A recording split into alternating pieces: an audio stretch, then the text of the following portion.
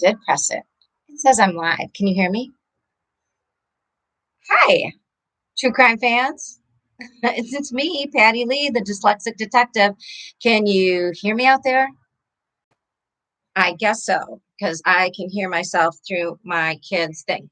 All right, so what we have going on is on the porch party is we're gonna make an Aperol spritz. Oh, yes, we're having a little true crime uh nightcap recap. So on our Sunday porch party time, I might not upload Tuesday because I like Tyler Adams that we spoke about.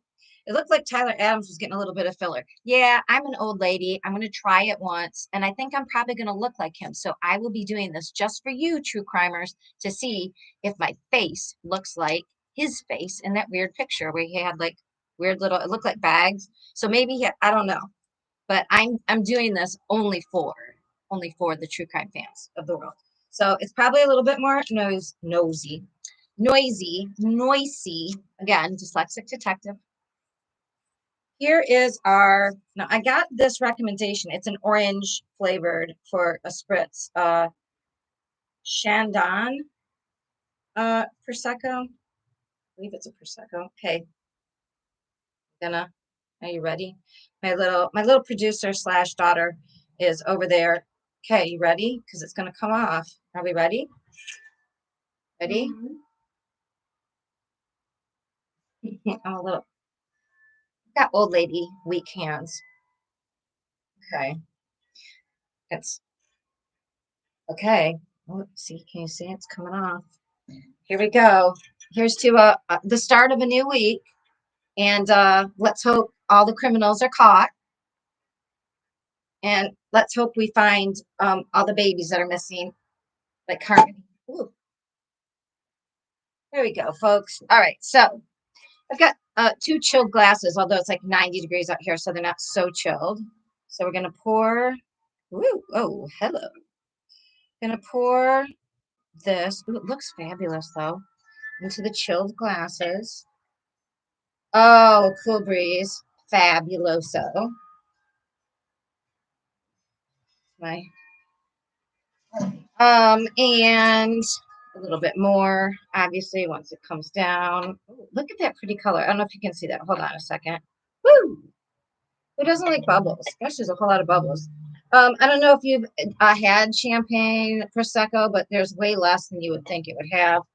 Um, Again, a little bit more in each cup. That's right, people.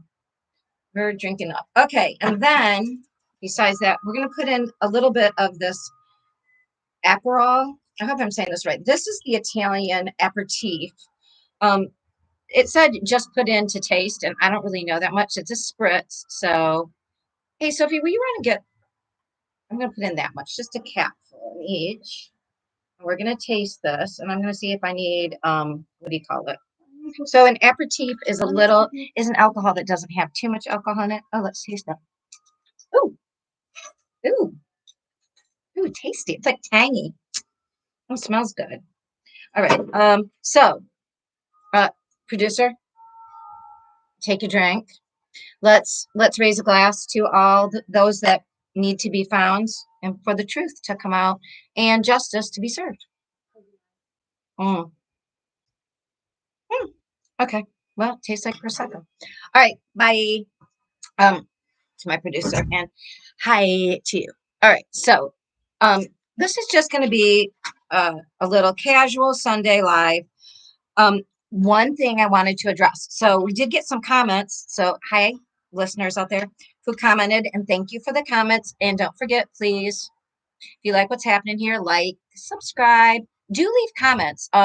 Especially so this was comments by a compatriot, a friend of the veteran, the Navy veteran from San Diego area, Raquel Sabine. Um, I have some information from someone who is a friend of hers, and here's what she let me know.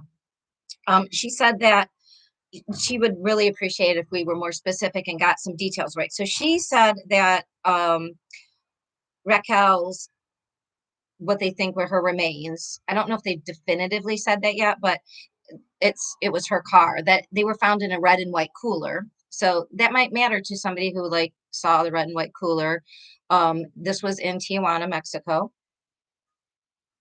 where Tyler Adams, under the name Phillips, though, had been Paul W. Phillips had been living there since April 17th, about with his 7-month-old baby Valentino and his not his wife, but his partner, Raquel Sabine.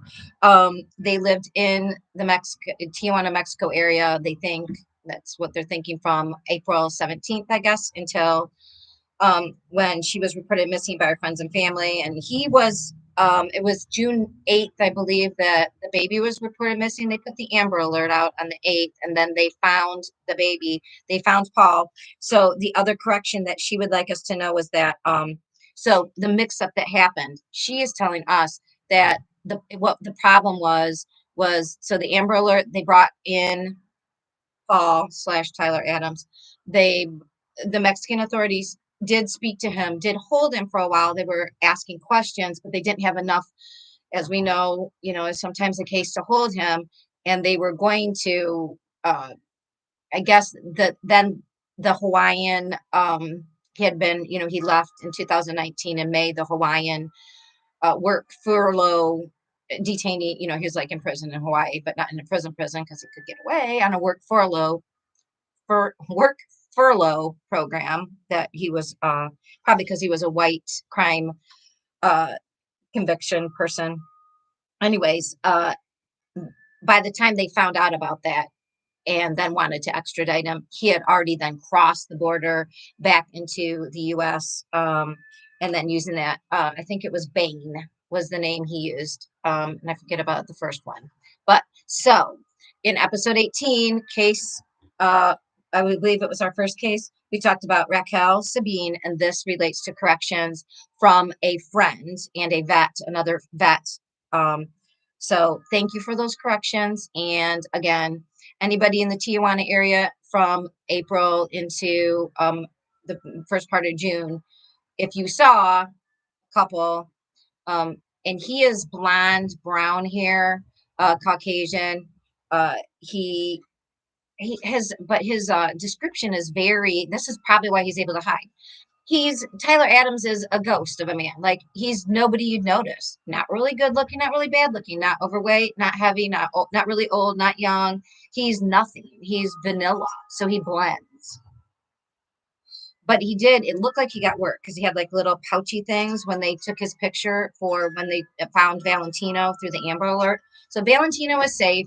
Hopefully by now she's back with her grandparents, but she was being kept safe from him. Thank goodness he couldn't hurt her. So that was good. Mm. Maybe that's the gods saying they're going to do something. I don't know. So fingers crossed that we find Tyler Adams ASAP. Remember, his real name was, I think it was Kevin. I'm just going from memory here, you guys. Kevin something Schoolcraft was how he started out in Pennsylvania. But he's got like a million names. But he is somebody who is starting. If you are a banker, he's going to want anybody who comes to you starting a new business. That's who you're going to look at. That's his scam. Or if you're at a school and right now's the time, you get new students and then they try to get money. That is how he scammed all the money. So look for people who are starting new businesses coming to banks. Look for people who are trying to do real estate deals that you're not really familiar with. Make sure everybody you deal with, you check out who they're related to and if they have years-long patterns so you don't get scammed by this guy. Because Tyler Adams is a scammer. And now we think a killer. So here's to catching Tyler. Here's to justice for Raquel Sabine. And we will try to get our details more clear. All right. Speaking of clear details. So on Crime Time with Scott Roush, there was more information by this PI. So, and I'm not really going to say his name because I don't know exactly who he is. He was a PI that I heard talk on ICEDMEL. So ICEDMEL is spelled capital I-C-K, capital E, little d, like education, ICED, and then capital M-E-L, altogether, ICEDMEL. He's on Twitter. He has a YouTube channel.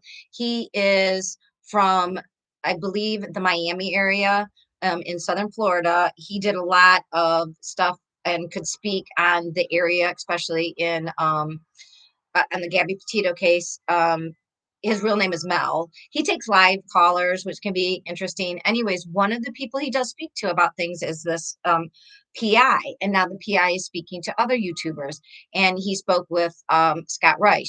He said, and again, I'm going to couch this all in he said, because A, I don't know him. B, I saw him speak, so I did hear him say this, but I'm saying he said because I am taking all this with a grain of salt. Because one, so he's a private investigator who said he was hired by the grandparents. And then he had this whole story about um, this negative impact between Dylan's mom and the grandparents. And, you know, we don't need the extra drama. And I don't think it was his business. That's just my personal feeling. Sorry, PI guy. That's just my personal feeling that why is he bringing up all that bull shit. And what I mean, how does that help find Dylan to say that there was problems between the family?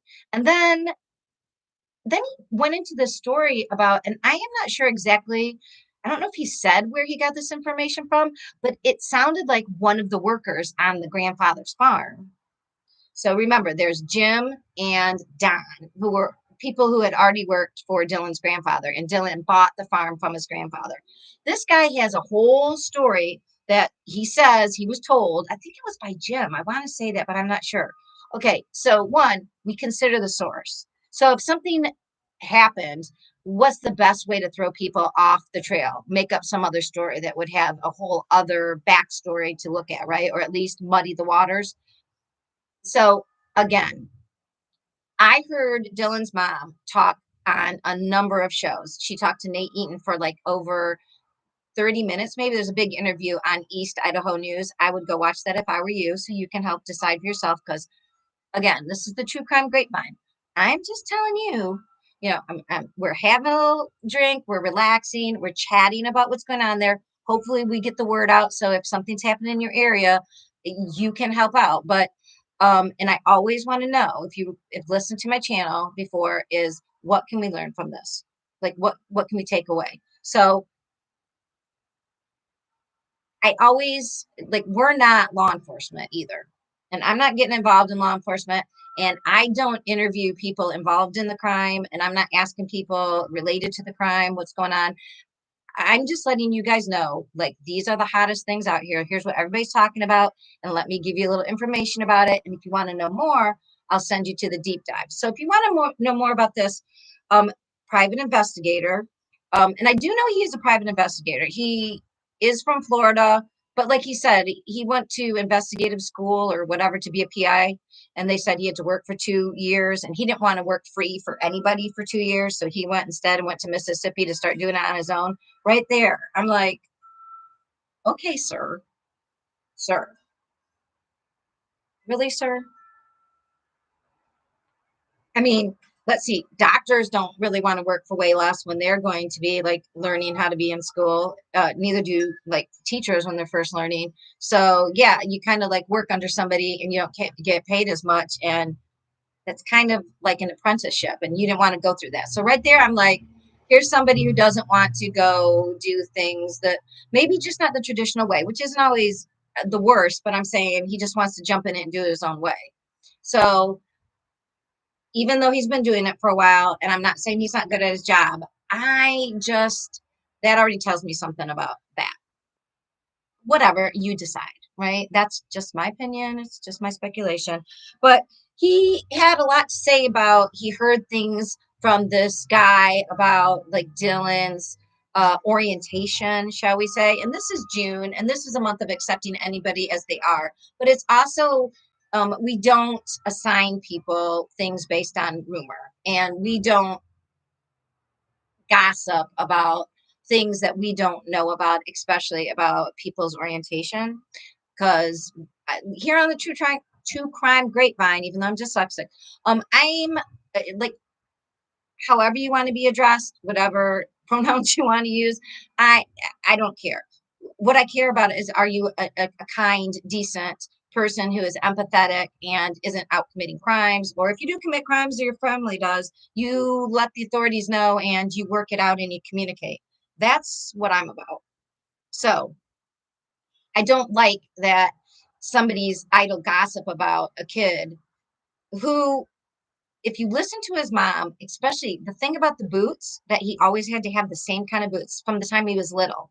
And then he only switched the type once, but he would wear one pair of boots until he wore holes in them. And then she said she has them all lined up. It was that big of a thing. And that she knew he dressed a specific way because he would only wear certain clothes. My background is in educational psychology. True crime fans, I will tell you, over 50%, I am sure this child was on a spectrum, that he was somehow very organized. That's why he was going to farm no matter what. I, she said, like, he didn't go out and have tons of friends. I don't believe if he, I don't care what his orientation was, and I don't care who he loved or didn't love, but this idea of, oh, he had this alternative lifestyle, and that's probably bull. Here's why I don't believe it. Um, he had a fight with somebody on the farm like a week before, and he fired Don. That's the guy who has all the motive, means, and opportunity. Jim and Don didn't tell his parents right away that he was missing. And I don't care if there was some rift between the mom and the dad's family and all that bullshit. Sorry. Why didn't you report somebody missing? And you had an altercation with them. That's where you look. I'm not looking at, oh my God, he had these. If he was of any other, if he was of a specific persuasion, he didn't move out into the middle of nowhere to become more of that and to hide his lifestyle because he was a Mormon. Bullshit. No, he would have gone to a bigger city. He would have gone to California. He would have gone to Boise at least. He wouldn't have gone like, oh, hey, I have this alternative lifestyle. Let's go farm by myself. Sorry. That like, let's move to San Francisco, maybe. LA, Portland, anywhere, not let me go farm my grandfather's land. No, sorry.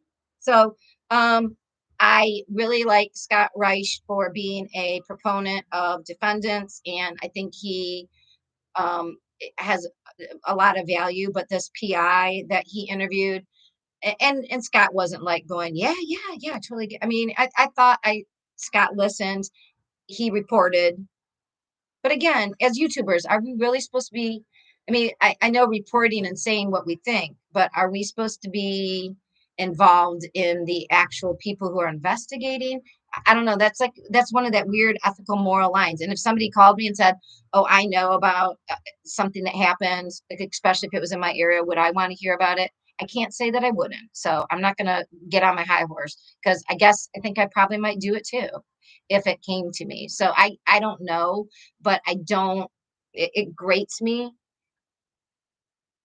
that this guy has something to say about a missing 19-year-old boy's lifestyle, as if, so what? Anyways, like that has something to do with him missing. Bull. No. Um, he went missing unexpectedly, 100%. I think he has somebody to do near him, and I think it's like every other crime. Who who had motive, means, opportunity, and who would benefit from him being gone? Well, we know one person was fighting with him at the time. That person deserves the closest look. And I like what the guy who was there was a YouTuber, and I referenced him in episode 18. It was not heavy. I want to say heavy D. It wasn't that. It was, but a guy who was like Adventures with Purpose, but he was a different, um, with a different group, and they went out to Dylan's family's farm and they looked at everything. And they even said when they talked to people, when something would happen, it's like if it rains, that's the time to take care of business, because after the rain falls in that deserty sort of Salt Lake plain, it sort of erases everything. So so let's try to find Dylan Rounds. And if you watch The Interview Room or Profiling Evil, but Mike King, or even Duty Run, even though he's from New York, they will all tell you, you start where were they last seen alive. Like, he talked to his grandmother, said he was going to go out and do something with seed. We know where his boots were. We know he didn't have any other boots because he was very specific, which is why I kind of think he was on the spectrum, at least even just slightly. And that's why he was so very particular and had regimented rules. I really think that's the answer. And they did look through that dirt pile. We do know that. So he's not, his mom said that. And all that other supposition by the PA about relationships with the family and blah, blah, that is just stirring up mess. When one of our loved ones goes missing, do we really want to then just start being voyeurs and looking into every family situation? If it doesn't have anything to do with it, and I don't, what does it matter that the grandparents and the mom didn't have a great relationship? Who cares? That has nothing to do with anything about the fact that Dylan is missing. And so I, and, and no one's persuasion about who they love has anything to do with the fact they're missing. So it doesn't matter, right? So that's all I have to say. Look at me. And that's all I have to say about that, which was quite a lot. But we do need to look for these missing people and keep our eye out.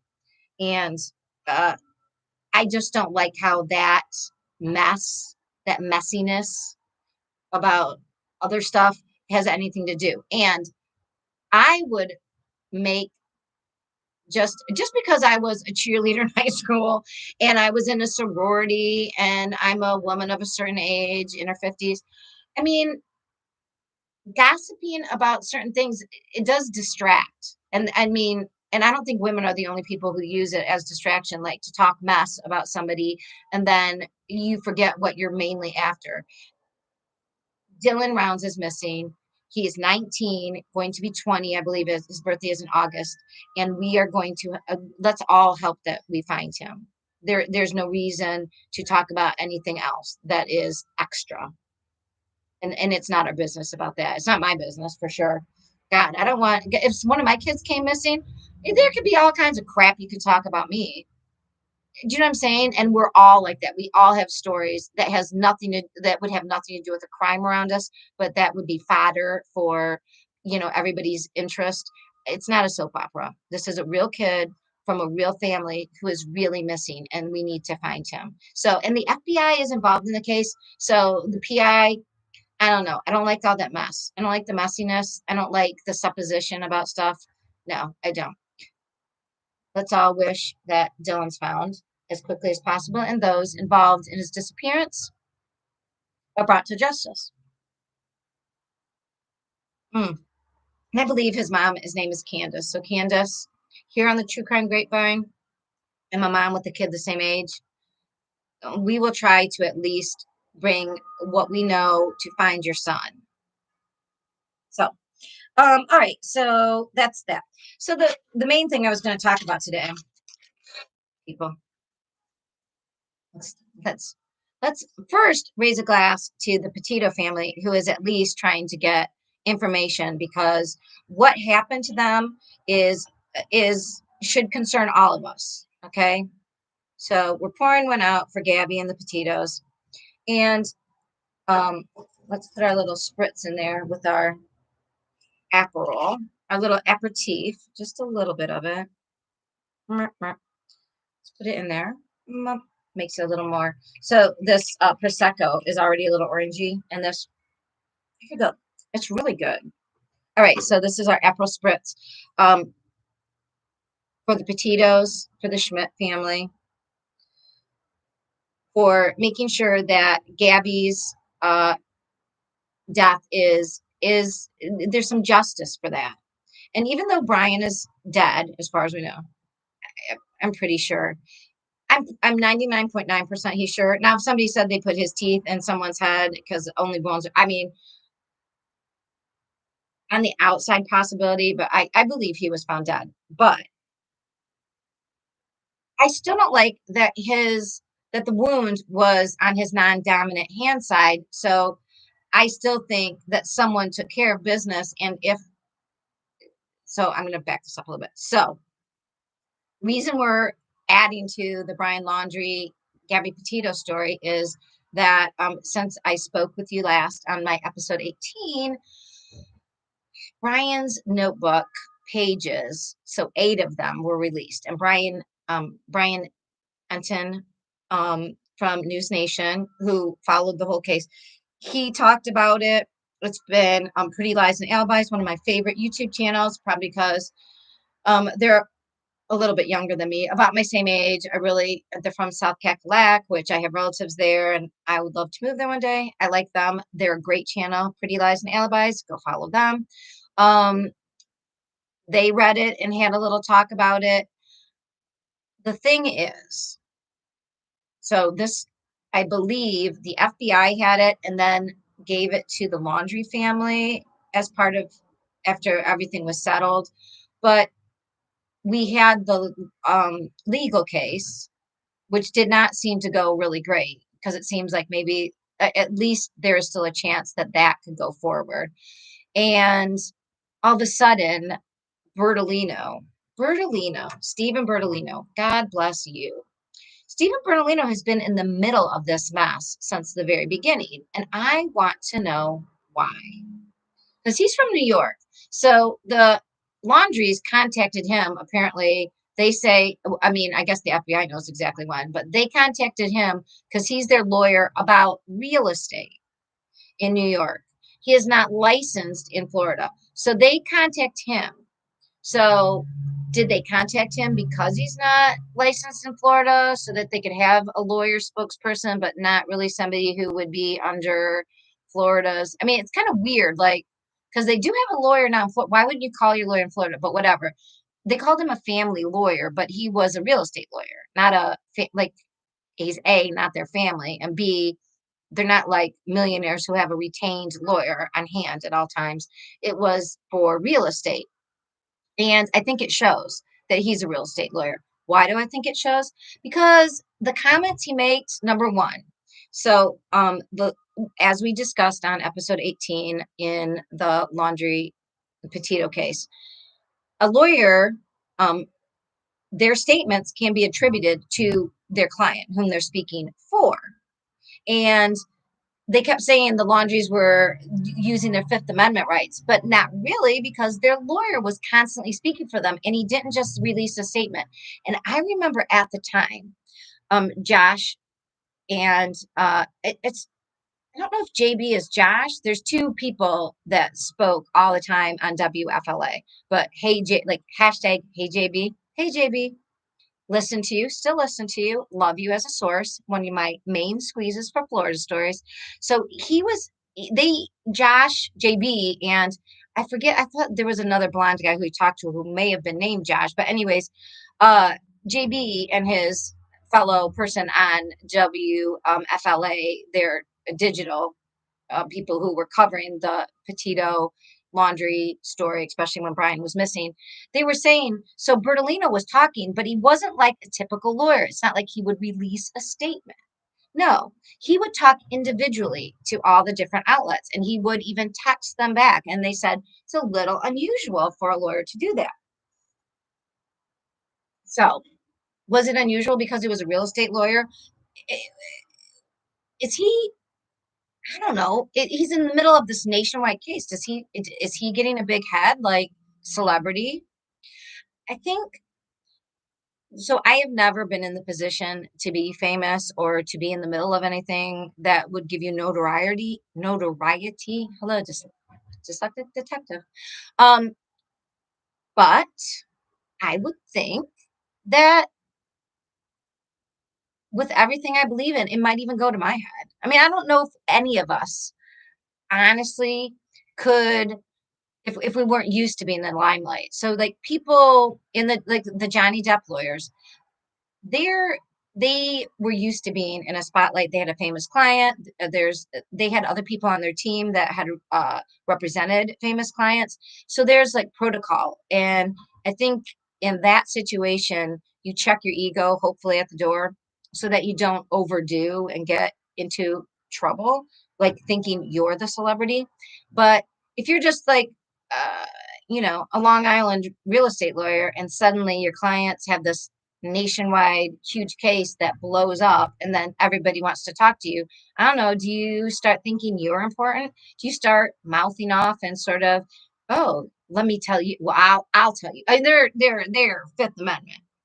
But I can say, without realizing that, like, the lawyer can be held as speaking for the client, which I don't think he realized. So even though the Johnny Depp statements and his lawyer Waldman, um, and they did appeal it because I think that was a little weird. I don't know if he was actually working on the case at the time, and he made statements to the police about he thought this was a hoax, about the people wrecking the apartment and making false claims against Johnny. I don't think he was acting as Johnny's lawyer. He was acting as somebody who knew because he was involved in Johnny's life, and he, as an individual, was making those statements. Um, and I don't think he made, but regardless of that case, we do know that lawyers, though, can be held accountable. So while I think actually in the Johnny Depp case, it was more Waldman as an individual, and I think they will, I think the appeal will work, frankly. Um, in this case, no. Bertolini was hired by the Laundries to speak for them because they wanted to have their Fifth Amendment right. But that's the thing, people, like everything else, don't try to be too clever. You can't have your cake and eat it too. You can't say, I want my Fifth Amendment rights, and then have your lawyer go out and be making up stories all around. You can't have it both ways. It just doesn't work out that way. So, and Bertolini was making statements that were erroneous. And then he was like, oh, yeah, yeah. Well, my clients were wrong about the times. Oh, they didn't realize. No offense. Stephen Bernolini, bullshit. Bullshit. That's not true. People know when their kid who came back from a trip, who came back to the house without another member of the family, they know. They know. They knew what day it was he left. They knew, and we know from looking up the laws, as I said before, the North Point police, the car has to be there like 5 days before it's considered abandoned, and they put that ticket on it. So I think it was there from June 8th, like the last day when they came home from the DeSoto camp. Like I think they went from DeSoto.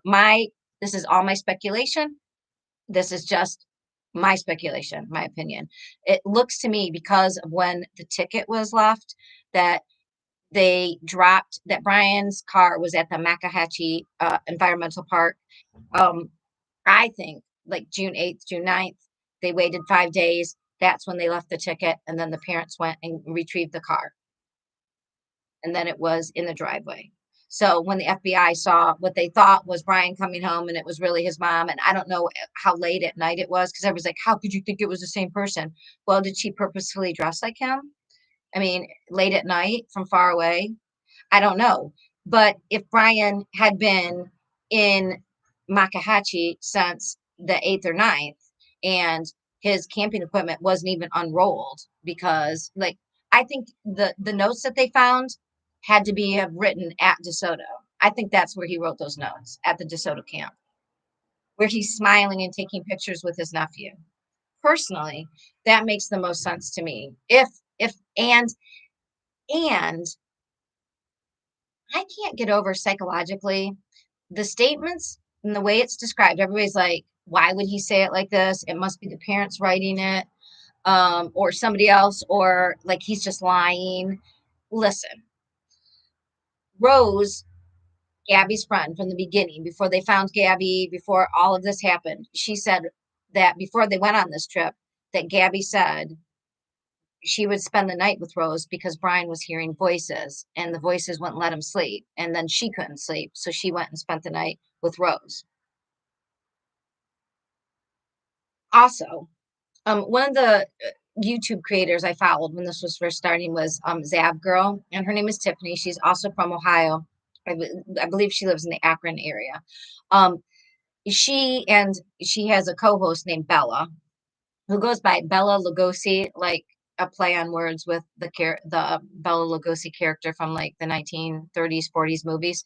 And Bella read on her channel, read all the stories that Brian was reading because on Brian and Gabby's Instagram accounts and other social media, they had these the Fight Club and other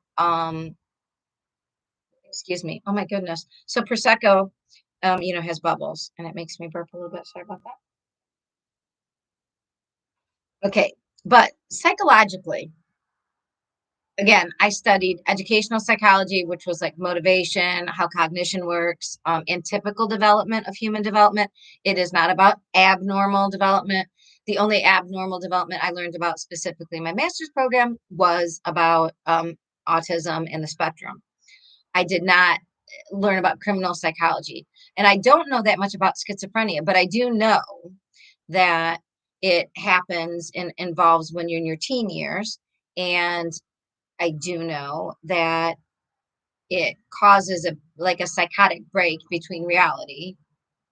Your the Schizophrenic's reality is not the same as what we're all experiencing. So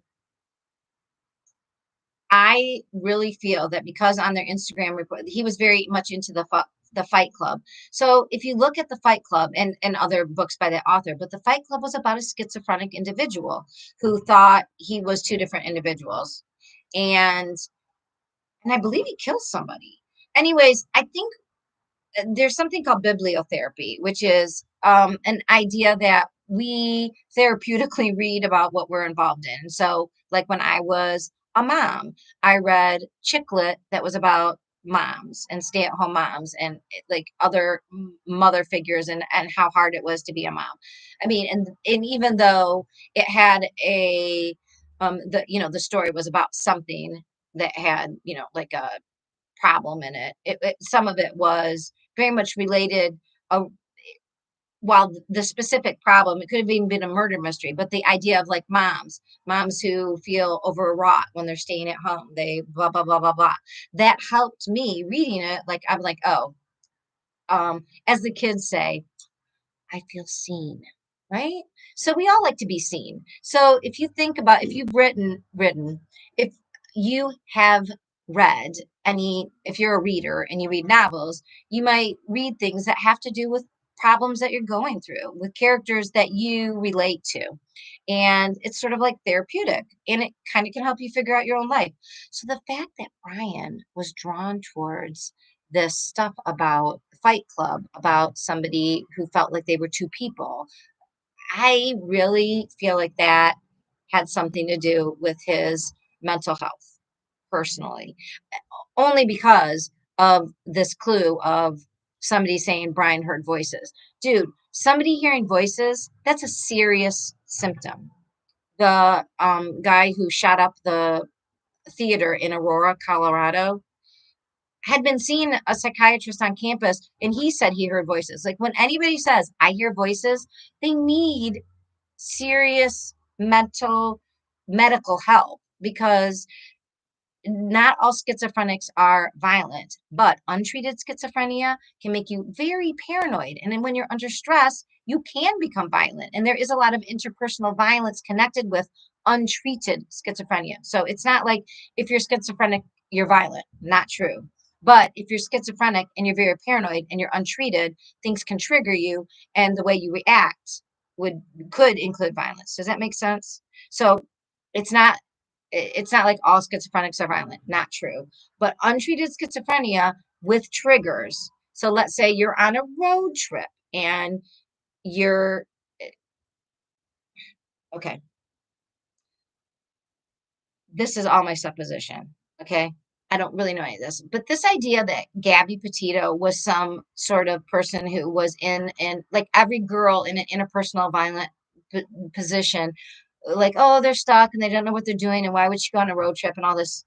Listen, what not one person has brought up yet is if you're in a relationship with somebody as a young adult, like 16, 17, 18, 19, the years when schizophrenia starts, what does it look like when it first develops? And if you're in a relationship with that person and you're of the same age, so you have no idea what schizophrenia is, you just know they're like saying things that don't seem right. Like they've imagined, like, are you talking to someone? I know this happened. They seem paranoid. They seem jealous. Well, you're as a young adult, you might go, that's not true, honey. No, let's just get away. Like we're gonna go on this trip. We're gonna have a great time like we had last year. What 18, 19, 20-year old female or male is aware of what schizophrenia looks like right as it develops? Does it look like a crazy person? I mean, does it seem like your regular person is having like some sort of like break with reality? And do you say like you just had a bad night? Oh, you seem stressed out. I I don't know enough about schizophrenia, and if anybody does, I would very much like to hear from you. But I really think that in the beginning stages, as schizophrenia first rears its ugly head in an individual, the individual would A, be interested in anything that might help explain and like go, oh, other people feel this way, like reading a book like Fight Club, which would be, oh, like this is not normal, but like the people feel this way. People feel like two people. It's not that abnormal as the person themselves, but as the partner with them, would you also start feeling like, well, it's not them. Like they're having a bad day. I don't know what's wrong with them. And that the person, I don't know how much self reflection there might be at the beginning of schizophrenia when it first develops in the young adulthood, but do they go, I don't know why I'm feeling this way. I don't know why I'm acting this way. So here's what I'm imagining. If schizophrenia was developing in Brian and they went on this trip, and then the trip and the stressors of the trip, money, like gas money and like just living outside and getting to the like, and Gabby is blogging it, did he get paranoid? Because paranoia is a big part of it. And if so, how would she talk him down, especially if they were in the middle of nowhere? And if he had a little psychotic break and decided to take her keys and take the van and then acted like it was all normal. Like everybody's like, oh, Brian was acting with the cops and it was just a normal interpersonal violence. Could it have been? Certainly.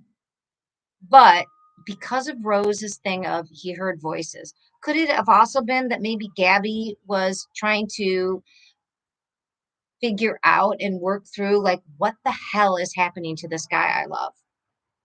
What's happening to him? Like he's normal, then he's not normal, and he's getting worse. And what the F? Why does it have to be, oh, Gabby Petito, just another female stuck in an interpersonal violence situation, and she didn't. From everything her parents have said about her, I don't believe that is true. Personally, I would much more believe from the discussion of the life of Gabby Petito that her parents divorced early. They both got remarried, and Gabby seemed to be but they seem to have made this blended family and they worked it out together. And Gabby loved her siblings from both sides of the family. And she was a kind, considerate, empathetic young lady. And so, if someone is kind and empathetic, maybe they see this beautiful soul who is artistic and he's suddenly having like paranoid thoughts. Well, no, honey, don't worry. I love you. No, don't worry. Like maybe she was a caretaker. That I can see more than like, oh, interpersonal violence. Oh, she's just one of those women. I don't believe it. Not from what her parents have said about her, not from what her life history has shown, and not from what her friend Rose said. To me, and it seems more likely that Brian's family, I think the reason he came home wasn't to get stuff out of whatever. I think after that freak out, they had a discussion and Brian went home and got some mental help or saw somebody. And I think they may have gotten a diagnosis, which would be, we wouldn't know, right? Because HIPAA. I think his parents knew that he had developing schizophrenia. Again, this is complete speculation, complete. But just from a developmental psychologist view, from everything we know about these two people, the fact they took a trip the year before, the fact that they were engaged, the fact that she was part of their household, nothing was amiss.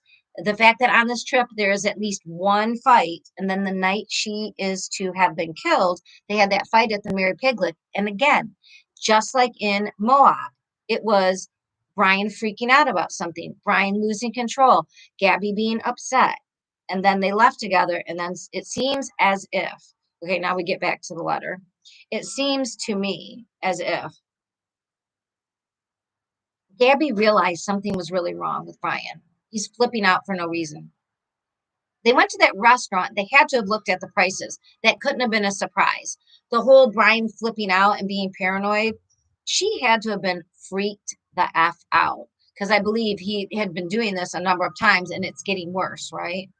And I don't know if he received, we don't know if he went home and got a diagnosis and maybe got medicine and didn't take it. We don't know because the laundries, they don't tell us anything because they're just basically trying to pretend like it's all gone. He's dead, she's dead, so bad, so sad. Roberta, Chris, no. We're going to find out exactly what happened. And what I think happened and what I think the notebook shows, if he wrote that even then or afterwards at DeSoto, people are like, well, that's a lie. He's just, everybody believes he's just like this manipulator and a liar. So, but just for a moment, imagine a second reality. So this is just a probability that could be true. I'm not saying it is true. Yeah, maybe he's just an asshole and this was all just whatever and he's a horrible person. Or he was developing these things. Gabby didn't know how to deal with it. He didn't know how to deal with it. His parents are obviously unable to deal with it. And the worst happens. He calls home. He says, oh my God, I killed her. They not only contact Stephen Bernalito, but back in the day, I did a weird deep dive, and there was another criminal lawyer that Stephen Bernalino was very near to in proximity and time in the same town, whose name was Stan. So, did the laundries or did Stephen Bernalino contact the criminal lawyer Stan to talk to Brian? And on his way, he grabbed the wrong phone and said to what he thought his mom was, Stan's trying to call me and the calls keep dropping. Can you please tell him to call me back? Whatever that thing about Stan was. Because Linda at It's a Crime has this whole thing about Stan might mean something from the, Eminem song and all these things. Again, I'm going to use Occam Razor's theory, which is it's the most likely thing. So if it's the most likely thing, it would be that Brian was actually referring to a Stan that was supposed to help him. And there is a Stan who was a criminal lawyer who was also in the same town in Long Island as the lawyer Stephen Bernalino, which would make more sense because Stephen Bernalino can't stay out of this. And it seems like he's covering his own, you know what? I guess I'll just say it, his own ass. So it would also explain why Stephen Bernalino can't let go and can't just like go, oh, look, I'm a New York lawyer. I'm no longer involved in this. He's too involved. He's covering something for himself, it seems, at this point, because he has no reason to still be involved in this and he can't shut the fuck up. Why can't he shut up? Why does he feel he's compelled to like keep putting lies upon lies?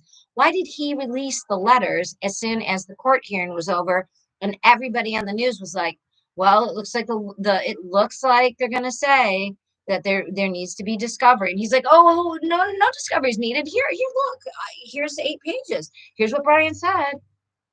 No, I really think there's more to this, and I think there's something wackadoodle about Stephen Bernalino still being involved, even though, and he was in court speaking virtually. Why was he in court? He wasn't pro hoc vice allowed to be in court, I don't believe. I didn't see any documentation. I believe Eric at Chasing Papers 89 on Twitter. Hi, Eric, also an Ohio person. I believe he would have been aware if Stephen Bernalino was admitted pro hoc vice into Florida, but he wasn't. But yet he was still involved in the court hearing, which I think is a little odd. Because why is somebody? I mean, I guess he was there though as co-counsel. He had to be admitted pro hoc vice, right? As co-counsel. That does not make a lot of sense, people. Anyways, him releasing the 8 pages right after that hearing makes it sound to me as if the dude wants it all to go away. Like, oh, well, you want to discover, here it is. Here's what you wanted to hear. We all know Brian did it. He admitted to it. Let's go away. No more to be seen here. Okay, Stephen, there's more. And the Petitos and the Schmidts are going to get Gabby's day in court. And it's not going to be by you giving them some sort of, oh, here's some 8 pages. We don't know who actually wrote those 8 pages. That was supposedly in the notebook that was in the dry bag I was going to call them the Bertolinos. I don't think wouldn't it be crazy if they were, I don't think they're related. That the Petitos, after the FBI had been all over Carlton Park, where they said Brian said he was going to the Carlton Reserve, which, by the way, because of that ticket on the car that Roberta brought back, they knew he was at Makahatchee Environmental Park. They knew he wasn't at the Carlton Reserve. So the fact that they told the FBI, oh no, go look over there. Don't look over here. But the fact that after everybody had been looked at and everybody went through everything and all the police were done, and then 2 months later they're like, oh hey, yeah, we're gonna walk, we're gonna go in there if you want to be around, just, and they walk in and within 25-30 minutes, oh, they happen to find the dry bag and Brian's camping equipment, and then close to it, oh, they found Brian. Really? Thank you, motorcycle man. But really, that is beyond the coincidence level, is it not? It seems to me beyond coincidence that the laundries just walked in there and found everything. That would, to me, it would indicate that they knew exactly where Brian was. And how would they know it? I don't know. But my sister, personally, when I told her the story, because before I ever started this channel, one of the things somebody said was like, how did you get the name of your podcast? And the True Crime Grapevine was started because my sister was telling me, I was calling her and we would walk dogs and I would walk them here and she would walk them there and we would chat every day. And I would tell her about the true crime grapevine, or the true crime I was listening to. And she said, it's like you're the true crime grapevine. You're just telling me all the rumors on the grapevine about true crime. And I'm like, yes, I am. So that's how my channel started. And that is what I am telling you. But I remember even back then thinking, there is no way that the FBI, the police, the county police, the city police, again, the FBI could not find anything. And then Laundries just walked in there and found it. And then we know that the ticket was at the Makahatchee right there. That's where the car was. I think, and my sister said at the time, before they found anything, when I said what had happened, she said they shot him. They knew he was sick. Like, so she bought into my whole theory that he had schizophrenia, but she said they knew he was ill. They went on that trip to the DeSoto and decided like their baby couldn't have made it in the system. He couldn't have made it in jail. He couldn't have made it in the whole penal system. He wouldn't have made it. He was sick. He was in Florida. Would he have gotten help? They wouldn't have known. It would have seemed impossible, and his life was over anyways. And they wanted him safe from anybody.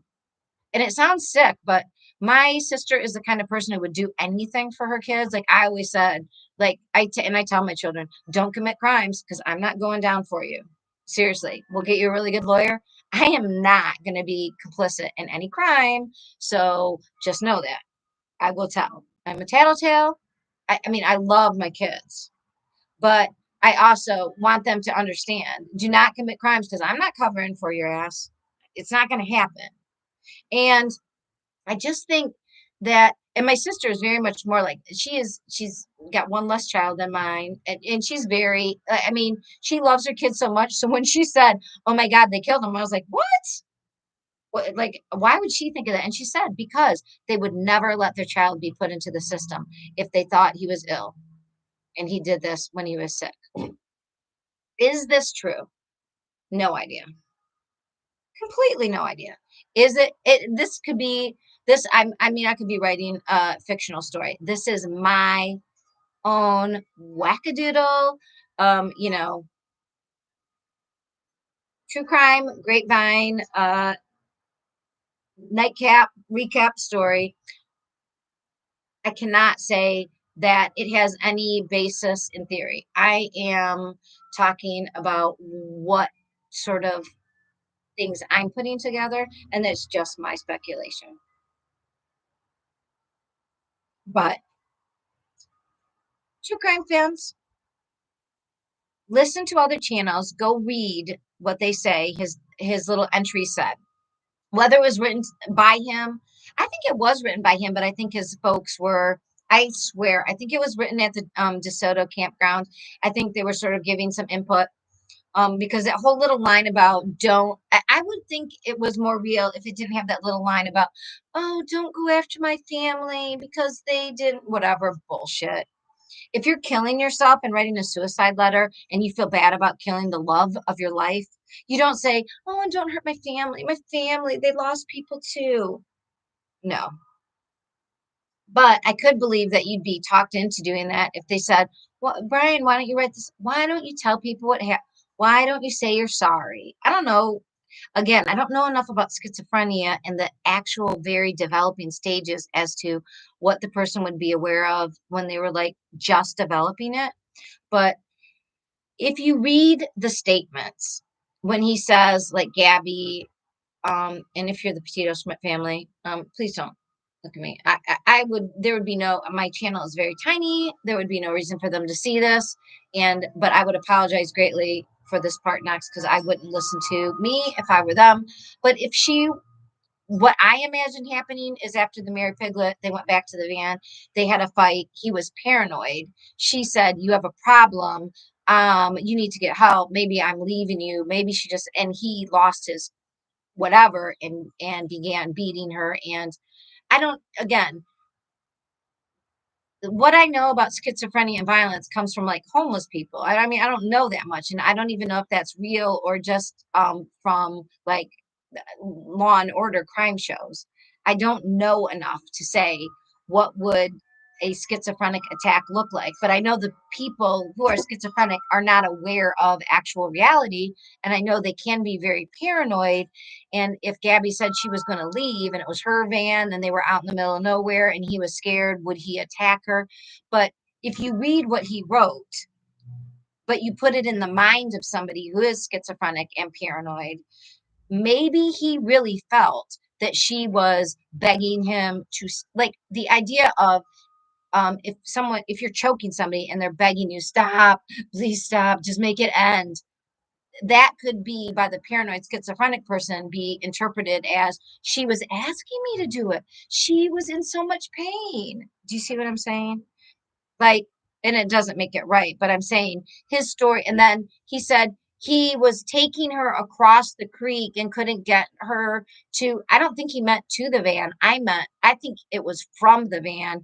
And I think the reason she was so cold and she fell down in the river and got wet and he tried to make a fire to keep, I think she was either dead or almost dead or unconscious. I think he dragged her, because I think Red, Blue, and Bethune, when they went past during the daylight hours, they saw, like, it looked like there was a closing of a door, and it looked like Gabby's shoes were from the outside, and I don't know, but if that is accurate, again, if I think he attacked her in the van. I think he either killed her there or at least choked her out and almost killed her, or at least she was unconscious.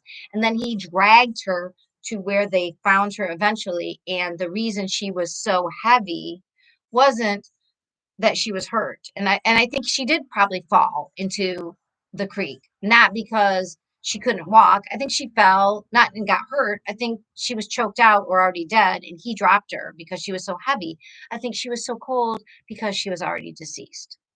But a broken mind by schizophrenia who was retelling a tale and maybe having somebody else tell you what to write and sort of put it into their own words. I mean, we don't know exactly how this was written, but I am just saying it it could both be true and not true, because if you imagine that he killed her in the van and she was begging for her life and he still strangled her, and then he dragged her the 150 yards through the creek over to where he eventually built a fire and laid her out where they found her remains. His description of she was cold, she had fallen into the river, it was so freezing, that makes more sense, because even though it was only like 60 to 50 degrees, if she was already deceased, she would be cold. So, and if he attacked her in a psychotic break, would he remember? Again, I wish we need more people to at least opine on what a psychotic break by somebody in the beginning stages of schizophrenia looks like, and if that would be his reasoning. Does that make any sense? I don't know. All right. So those are just my thoughts on from a educational psychologist who is not trained in any sort of things about schizophrenia or abnormal psych, but those are my thoughts. What are your thoughts? If you could tell me in the comments, I would really like to hear. Again, so I said like Tyler Adams. I know it's vain of me. I don't know. People, when you're in your mid 50s, you tell me if you wouldn't like to try to just see if you could stave off the ravages of time. I don't know. But I am getting a little filler on Monday. We'll see how it goes. Maybe horribly. Maybe I'll look like Tyler Adams slash Phillips. What was his name? Paul W. Phillips slash I don't know his million aliases. Anyway, so, for those of you in around the San Diego, California area, keep a lookout for Tyler Adams. Please look up his picture. I wish I could show it to you. I don't even have my phone because it will go off and I didn't have it with me. I'm trying to learn how to do my own uh, editing so that I can put like, pictures up here in the corner. That would be really helpful. I know. I'm trying. But anyways, the True Crime Grapevine with the dyslexic detective, Patty Lee, that's me. We'll be back at the end of next week. Hopefully my face doesn't look like Tyler Adams. We'll see if this works or not. It's probably stupid. I think vanity usually anything you do for vanity usually ends up bad, but we'll see. Otherwise, please keep safe. Please, um, please tell your family and friends. Do have check-in times with everybody, and do contact the police if people don't check in. Don't go into the woods alone is always a good thing that we say on the True Crime Grapevine. And otherwise, I will see you guys next week, probably on Thursday or Friday. Stay safe, stay smart, and may the interweb gods be with you. And I will see you next when I see you. And please like and subscribe, hit the notification bell. It's all free.